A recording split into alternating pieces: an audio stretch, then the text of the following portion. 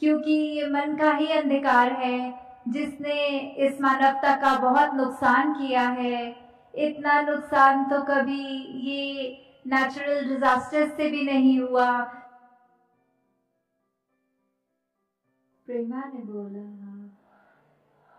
अपने मन को इस तरह परिवर्तित करके कि मन में जो भी अंधेरा है उसकी जगह उजाला आ जाए। ये एक जो हमेशा अपने आप के ऊपर काम करके अपने आप को सुधारने वाली बात, वो बात हमारे दामन में आ जाए, सिर्फ कुछ पलों के लिए नहीं, ये जिंदगी भर के लिए। तो कैसे हम ऐसी चीज़ों को ताउम्र कर सकते हैं? वो इस प्रभु परमात्मा, इस निरंकार, इसी के आश्रय हो सकता है।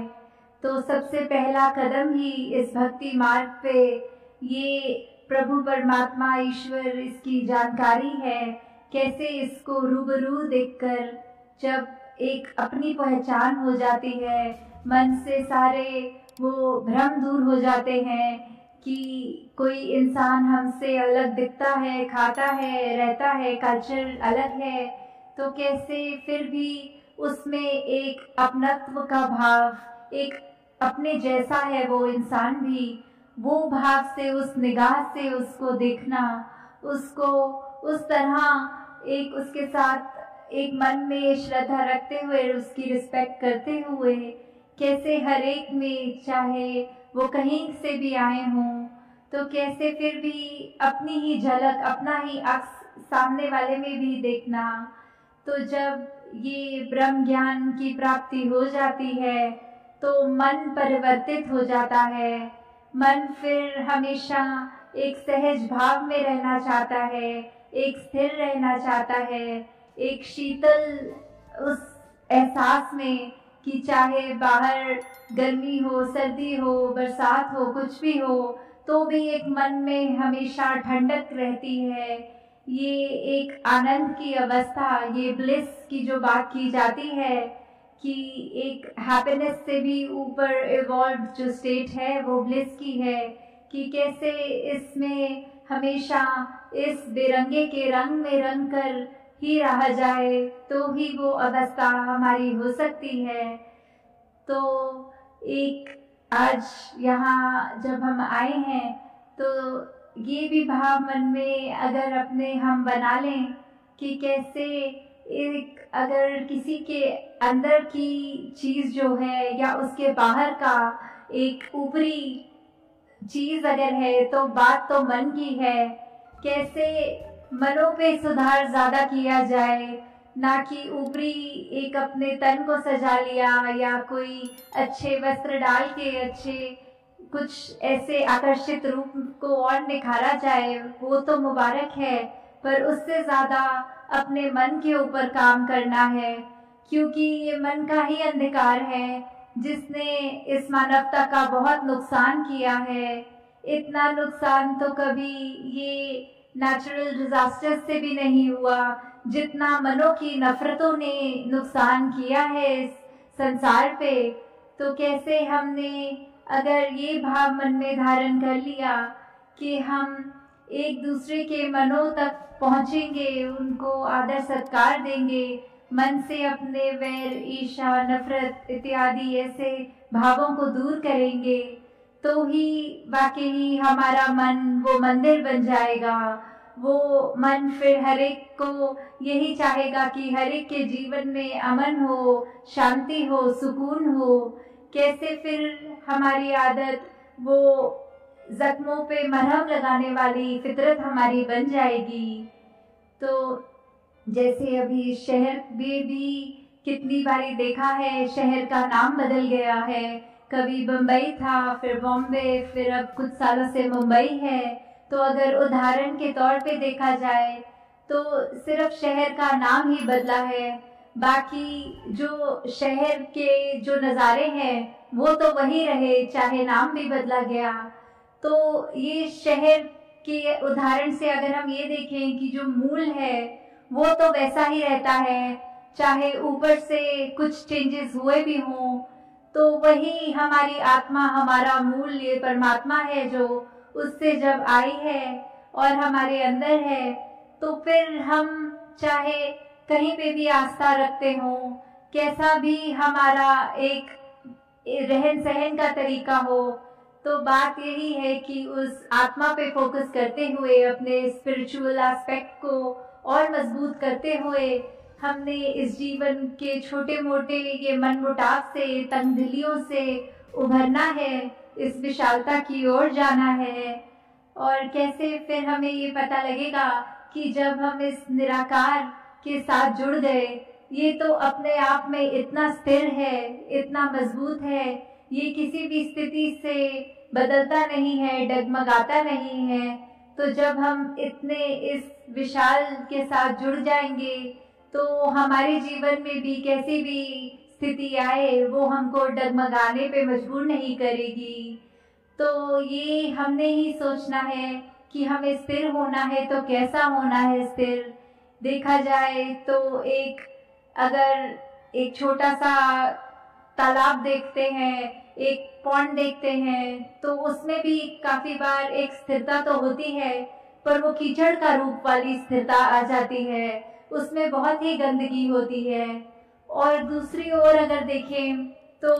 ये समुद्र भी, ये सागर भी बहुत स्थिर है, सिर्फ उसके एक किनारों पे भी सिर्फ वो लहरें उछलती हुई दिखती हैं, पर अगर समुद्र जहाँ सबसे ज्यादा गहरा होता है, वहाँ वो कितना स्थिर होता है। तो ये चुनाव हमारा है कि हमें एक कीचड़ की तरह एक स्टैग्नेटेड रूप में अपनी सोच को वैसा स्थिर करना है, या इतने विशाल के साथ जुड़ के फिर वो मन पे स्थिरता लानी, अपने जीवन पे, अपने इस निरंकार के एहसास से जो जो एक अच्छे गुण जीवन में आए, वैसा हमें स्थिर होना है, संभलना है। और फिर एक बार जब हम खुद इस निराकार से जुड़ के संभल जाते हैं, तो फिर हमारे को फिर वो एक शक्ति भी मिलती है कि अपना जीवन तो सुधार रहे, पर सामने भी किसी का भी जीवन हो, किसी रूप में भी किसी को हम जानते हों, तो उसको भी हमारे कर्मों द्वारा ये बात एक पता लगे कि कैसे हमारे जीवन में क्या अलग है जो औरों से अलग दिखता है। तो कैसे इस परमात्मा के आश्रय होकर हमें हर पल अपने जीवन का इसी मार्ग पे चलना है, जिससे भक्ति भी मजबूत होती चलती जाए। फिर कैसे हम अगर ये देखें कि एक संसार में जहाँ रह रहे हैं, जितनी उपलब्धियां हमने की हैं वो मुबारक उपलब्धियां हैं, पर उनसे ज़्यादा एक असली रूप में एक अच्छा इंसान बनना वो सबसे बड़ी उपलब्धि है। कि एक दिल हमारा जो होता है उसमें भाव कैसे बिठाए हैं। अगर एक सुनहरे भाव हैं, एक मन में सिर्फ करुणा, दया, प्रीत, प्यार ऐसे सुंदर भाव हैं,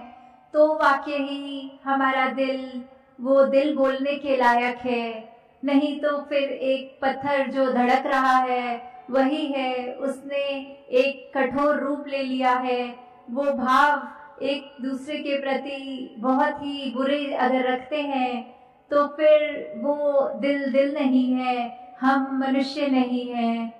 तो दासी और समा ना लेगी। बस यही बात कि परमात्मा ये निरंकार ईश्वर हम पे ये कृपा बनाए रखे कि कैसे हमने ये ब्रह्म ज्ञान प्राप्त करके अब उसके बाद जो अपने जीवन की यात्रा को जीना है, वो एक एक पल हमारा भक्ति में विचरण हो।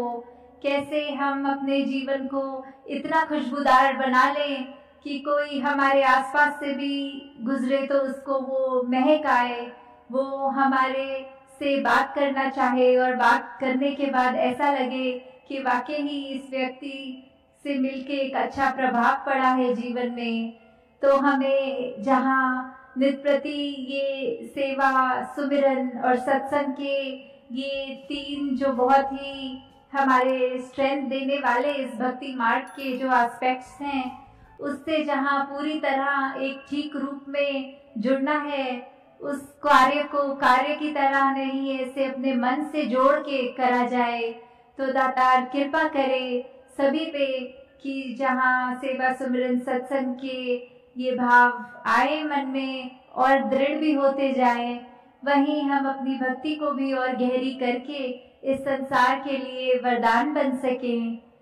तो जैसे अभी सत्संग में भी जिक्र हो रहा था कि मुंबई में पहले ये महाराष्ट्र का संत समागम कितने वर्ष लगातार हुआ